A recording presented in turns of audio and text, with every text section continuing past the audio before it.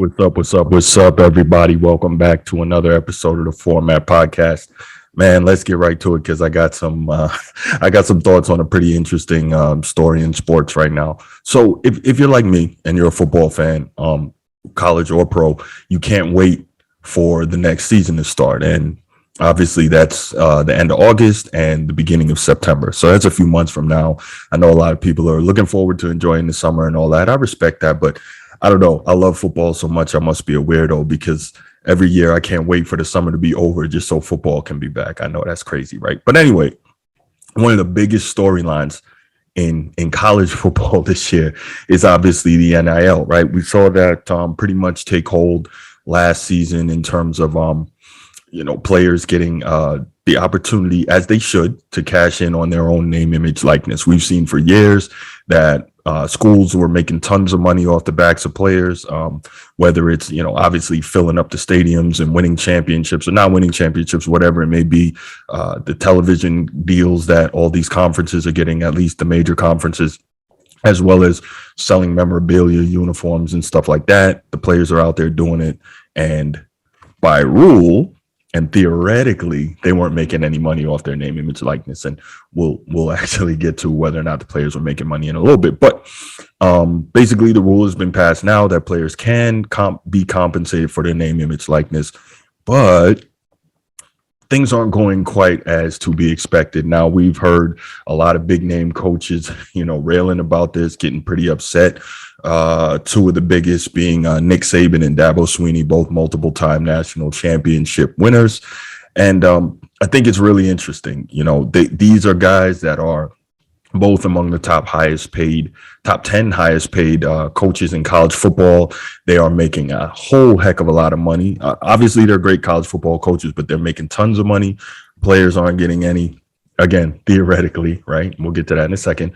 But I find it so interesting that they're railing against the fact that these players are able to be compensated now. So the two biggest issues: name, image, likeness, commonly referred to as NIL, and of course the transfer portal. So when the name, image, likeness was basically passed that players could be compensated, one of the quote unquote rules, although I guess the rules for this thing were very poorly written, were that the name, image, likeness were not supposed to be able to induce players, in that you weren't supposed to use name, image, likeness to pull a player who was already at a school into the transfer portal to get them to come to your school, and you weren't supposed to use it for recruiting purposes. Now, that's pretty ridiculous, right? If you didn't very clearly and very specifically write up how NIL is or is not supposed to be used, you know that human nature is to push the limits and the boundaries of things. And we know that for the most part, most of the biggest college football programs already are dirty. We know that, right? So why would we think NIL would be any different? And why would we think that NIL wouldn't just turn into a bidding war for the top players, the top incoming freshmen, as well as the top transfer candidates? So this is amazing. For instance, we see new USC head coach Lincoln Riley. He has absolutely raided the transfer portal. Obviously, there wasn't a whole lot of talent on that roster when he arrived at the beginning of this off-season period. So he's done a lot through the transfer portal. Two of the biggest names that are there now are former quarterback, Oklahoma Sooner quarterback Caleb Williams, who Lincoln Riley, in fairness, recruited when he was a head coach at Oklahoma last year. So he has a relationship with Caleb Williams. Caleb Williams knows his system, so it only makes sense that he would likely follow his coach out west. The other one is Biletnikoff winner. I think it's Jordan Addison. I might have that first name wrong, but his name is Addison, and he was a Biletnikoff winner at Pitt last year, won an ACC championship. He was with first-round draft pick Kenny Pickett, and he decided to enter the transfer portal. Now, I don't have too much issue with players being able to utilize the transfer portal. At the end of the day, they get recruited by coaches. Coaches leave all the time for a better situation, so why should players not be able to do the same? I think that's only fair. Now, what we're seeing in terms of players, I think what we need to do more of is kind of have more guidelines around it, the way it is in the NFL. Like, there are certain times when it can happen, certain times when it can't. I don't know that players should just be able to hop in and out of the portal. I don't know all the regs on it, how many times they could do it, whether or not they're penalized, in terms of how that coincides with their eligibility as a collegiate athlete, blah, blah, blah. But this is a real interesting thing. So anyway, where I was going with this was the SEC gift that keeps on giving in terms of college football. Now, you watch this show, you know me, I'm not a big SEC guy, but I would be lying if I said they weren't extremely entertaining. And why am I so entertained right now? Because of this rift, this schism, this budding rivalry, this outright war of words between Nick Saban, legendary Alabama head football coach and arguably the greatest college football coach of all time, and Jimbo Fisher, the head coach at Texas A&M, who's also a champion. He won a championship when he was head coach at Florida State. So what's the real issue here? Why don't we let Nick Saban tell it? I mean, we were second in recruiting last year. A&M was first. A&M bought every player on their team, made a deal for name, image, and likeness. All right, we didn't buy one player. All right, but I don't know if we're going to be able to sustain that in the future because more and more people are doing it. Yeah. So it's tough, and people blame the NCAA. But in defense of the NCAA, we are where we are, all right, because of the litigation that the NCAA gets, like the transfer portal. Every time somebody wanted to transfer, they'd apply for a waiver. All right, if the NCAA didn't give them a waiver so they could be immediately eligible, they filed suit. So the NCAA would back off and give them a waiver. So they just said, we're just going to make a rule where everybody can transfer. That's how that happened. So if the NCAA doesn't get some protection from litigation, whether we got to get an antitrust or whatever it is, from a federal government standpoint, this is not going to change because they cannot enforce their rules, just like Nate said. We have a rule right now that says you cannot use name, image, and likeness to entice a player to come to your school. Hell, read about it in the paper. I mean, Jackson State paid a guy $1 million last year that was a really good Division I player to come to school. It was in the paper, and they bragged about it. Wow. So apparently Nick Saban is at some meeting trying to generate money for boosters in Alabama to get their war chest up so they can do a better job of utilizing NIL, I guess. And that's what he says. He basically came for A&M and he came for Jimbo. Wow. So before I get into this some more, let's hear Jimbo's response. This was crazy. I'm really enjoying this, by the way. It's really despicable. It's despicable that somebody can say things about somebody and an organization. More importantly, 17-year-old kids. You're taking shots at 17-year-old kids and their families. That they broke state laws. That they're all money. We bought every player on this group. We never bought anybody. No rules were broken. Nothing was done wrong. It was all and the way we do things, the ethics in which we do things.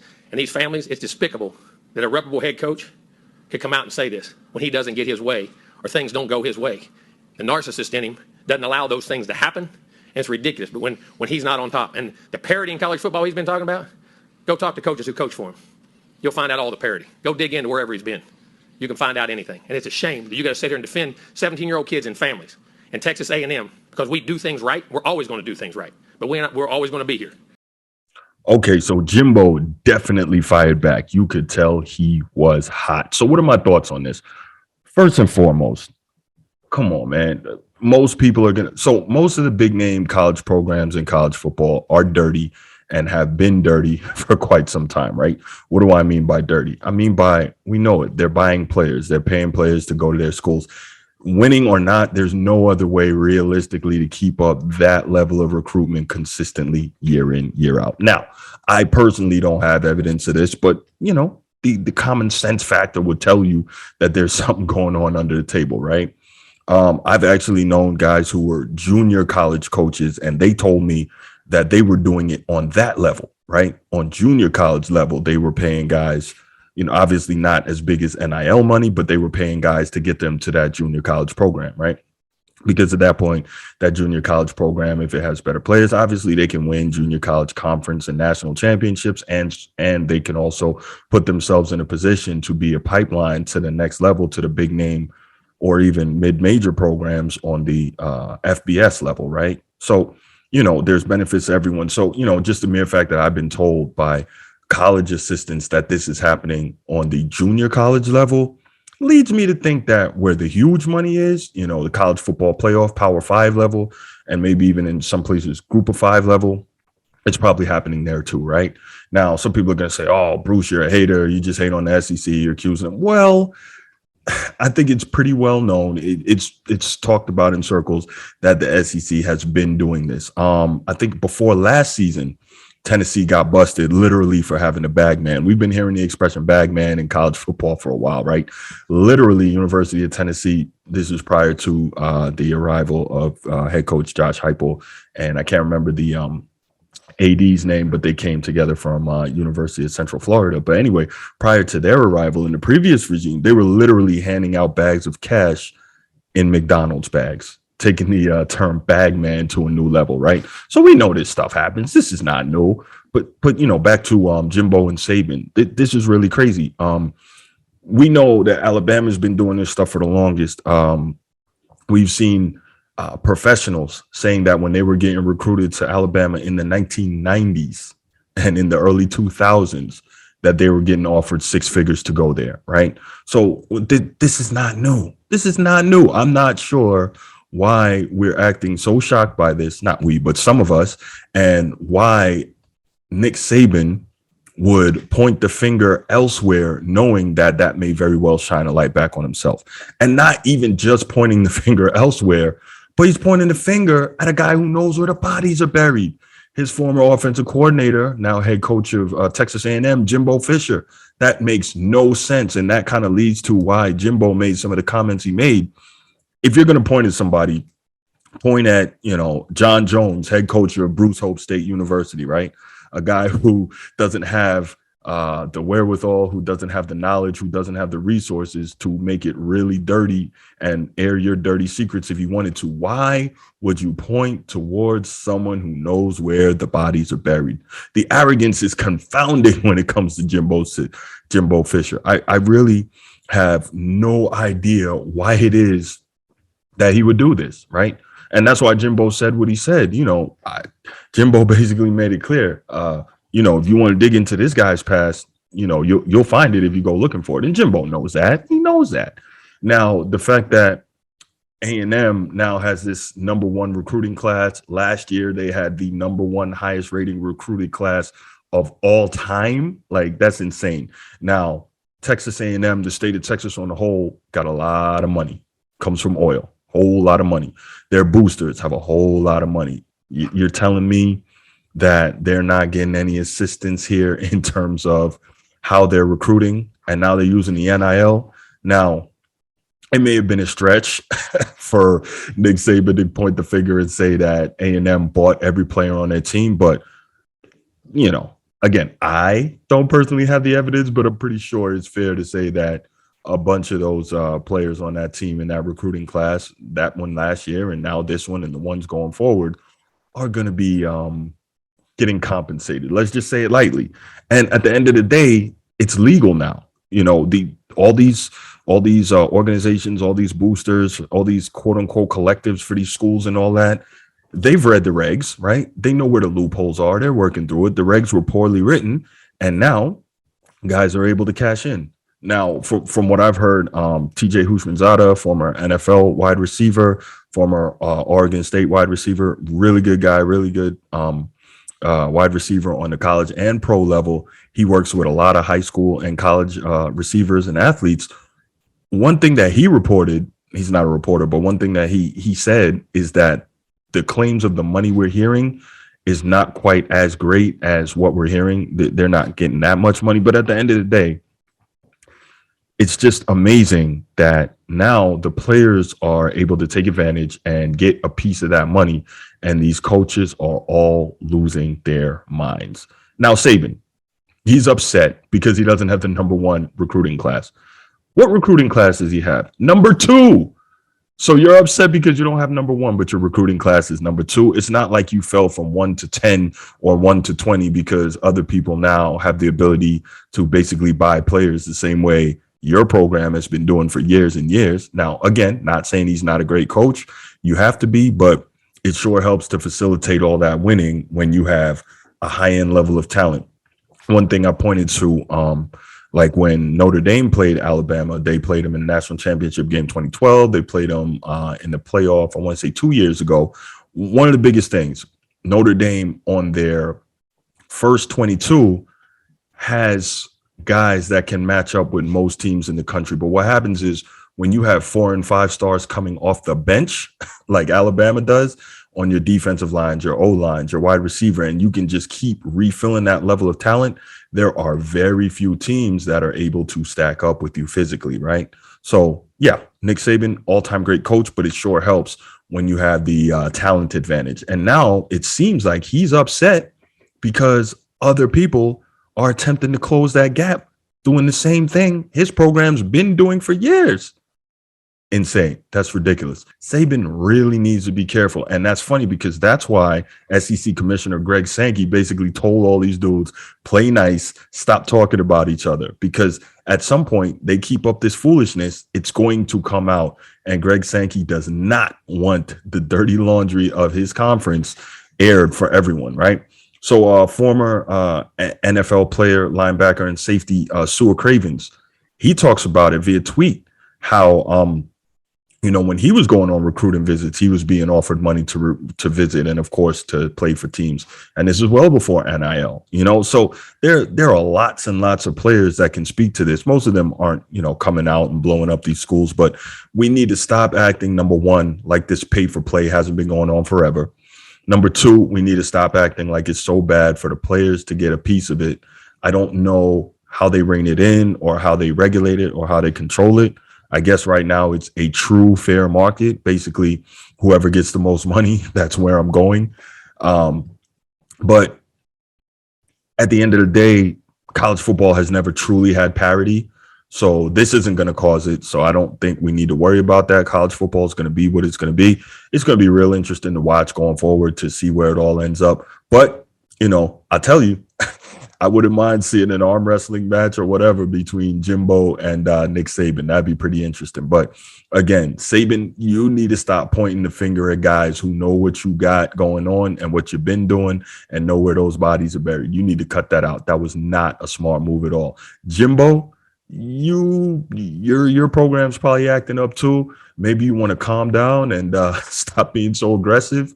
But like I said, the arrogance is insane. It's crazy. But what does that lead to? I think it's October 8th, A&M and Bama play. That's going to be a hell of a matchup. It's going to be interesting to see what happens in midfield when these guys got to go confront each other, shake hands or whatever it may be. But definitely looking forward to seeing what happens in college football on the whole, but especially in the SEC. And also really looking forward to see how the transfer portal and the NIL affects the on-field product. So we definitely got a lot going on. Looking forward to it. Can't wait. Quick side note, opening game of the season, Notre Dame fighting Irish. I love Notre Dame. You can see it right behind me there, but they are going to the Horseshoe to play the Ohio State Buckeyes. It's going to be a hell of a matchup and a hell of a test for Marcus Freeman in his regular season opener as Notre Dame head coach, with the added spice on it that he himself is a former Buckeye. So it doesn't get any better than that. But definitely be back with you on the next episode. So real quick, if you enjoyed the show, please give me that thumbs up, click that like button. Also, click the subscribe button in the lower right corner of your screen. If you haven't clicked it already, make sure you click the notification bell so you can be notified when new episodes come out. If you want the audio only version of the podcast, we're pretty much anywhere you download your audio podcast. And if you're watching on YouTube right now, you can see some of those locations on the screen. Spotify, Podbean, Google Podcasts, Apple Podcasts, blah, blah, blah, all that good stuff, right? Pretty much anywhere, like I said, that you get your audio podcast, we're there. All right. If your audio podcast platform allows you to, please go ahead and give us that 5-star review. Helps us rise in the algorithm, helps more football fans, sports fans, period, find us.